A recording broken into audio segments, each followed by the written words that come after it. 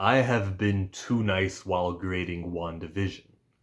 I used to say, hey, the first episodes were only fives. Not true. There were threes. The reason I said there were fives was because I was thinking my enjoyment was lessened because of the trailers. My enjoyment was lessened because it was filler. It has no rewatchable value. I said episode three, it ended with Monica, or Geraldine at the time, asking about Pietro and Ultron. I said that was a seven. Not true. It was a five because it was mostly filler. And then we got into the eerie part, which I'll give them its points for. The charm of the sitcom stuff wears off for me. And I look at the time at every one of those episodes and realize it's about this point where I say, why are we even doing this anymore? So when I rewatch this, there's no rewatchability value for 3 episodes.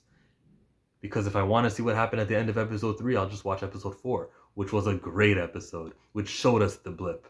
Episode 5, I don't know what I grade that. I don't know what I grade 6. But I'll give episode 7 that we just watched a 7. It starts off with them back in the home. They're using The Office, they're using Modern Family, confessionals, and the whole beginning was lame. I mean, I laughed a couple times when Wanda was talking to the camera. She goes, "Am I right?" That was funny. It's kind of funny. Seeing the kids playing with a GameCube controller and not being appreciative, that's not funny. That's where Super Smash Bros. Melee came from. We don't joke around with GameCube. Take that attitude out of here. You can leave. Go with Agnes. And it's about 8 minutes and 50 seconds in the episode where I realize, and that's when Agnes, or Agatha All Along, takes the kids away. We cut to the main character of WandaVision, Monica Rambeau. She meets up with Major Goodner. It's not a guy on the outside. That's not the aerospace engineer, I'm guessing, because of the military outfit. But, okay.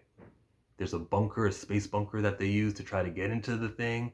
The Hex will not let it in. It's rearranging, it's rewriting its molecular blah, blah, blah.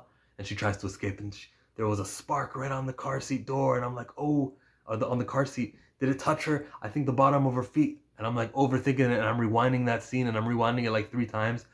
I press play. The next thing she does is she looks back, and she does a superhero run into it. And as she's fighting through the Hex, I think that was the coolest origin of a power since Captain America. Because he had a really cool origin himself where he had to chase the guy down the streets of Brooklyn. There's a kid thrown into the water. I can swim, go get him. That was good too. But this was amazing too because you could hear the flashbacks of her talking and saying like, I want to go up to space. And then Nick Fury's like, not until you can glow like your Auntie Carol. And I'm like, oh, something from a 2019 film was playing. That's what I'm talking about. Interconnectivity. That's how Feige does it. Comic books don't do it that good. Feige takes the best from the comic books and uses it. The bad from the comic books and doesn't use it. So that was a cool origin of Monica. And now she's in the Hex and she's in like a sword uniform and she's asking how she knows exactly where to go. She goes straight to the home of Wanda. Meanwhile, on Vision's side, Darcy's speaking to him because Vision could take her back to normal Darcy. Darcy says, I'm a fan of the show, and your guys' love is real. And she's breaking down, hey, this is what your life was like.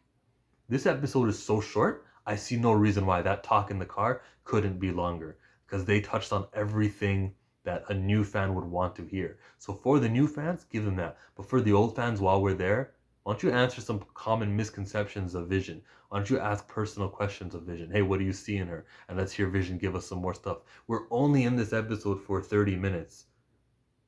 Roughly. I'm not even sure how much it was when you consider the credits are 10-minute long. So give us more. The audience wants it. It's not about show times in the theaters so we can fit more showings of the movie. That's not an issue anymore. So Marvel does need to give us more of that. This is the first of the streaming services shows that they've done. So I can understand the shortness and why they thought that might have been a good idea. Feige, it's not a good idea. I want longer, even if it means more exposition. Actually, I want longer for more exposition. This is your chance to do it. Answer the fun fan questions that we would be curious about. And that fits for the detective scenes that longer is better. I can't even think straight because I said longer is better. Man, that's what she said because it's The Office. You get it? Hey, where am I now? Wanda. Okay, They were about to have a super fight between Monica and Wanda, and then Agnes comes and takes her away. Agnes is gonna calm everyone down. Hey Wanda, where's my kids? I don't know. Check the basement. She goes down to the basement and traps her. I hope, because she does the villain monologue of "I'm not Agnes, I was Agatha all along." I hope that she has to they have to wait for Wanda to be trapped before Agatha can actually give the villain monologue, or else there is no reason for why it took this long.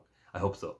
The reveal was really cool. The song was nice. The problem is that these were not hints that us fans were wondering. I think this happens. That everything that we saw was off camera.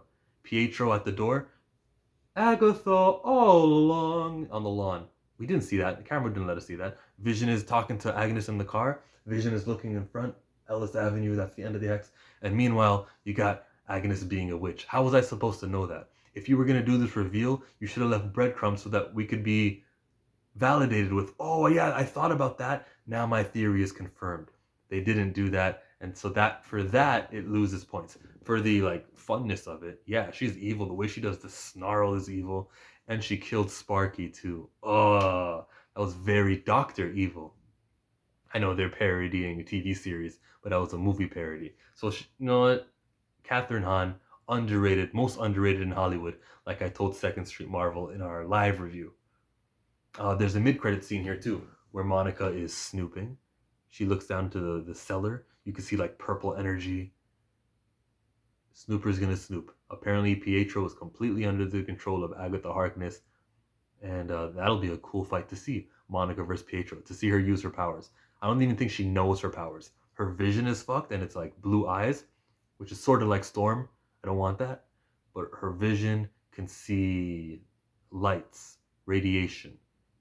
Let's see her put that power. Let's see her learn how to use those powers, because she is really powerful. Spectrum, Photon. Which one will they go with? I'm fine with either. I prefer Spectrum because that's what's happening in comics today. It would be a disregard of comics if they went with Photon. But whatever they do, they do. Nothing I can do about it. But I can like Monica Rambeau, main character of WandaVision. I don't know why I'm reaching for my mouse like it's a live stream and I'm going to click end broadcast. That's not how I end broadcasts. I end broadcasts like this, like the video.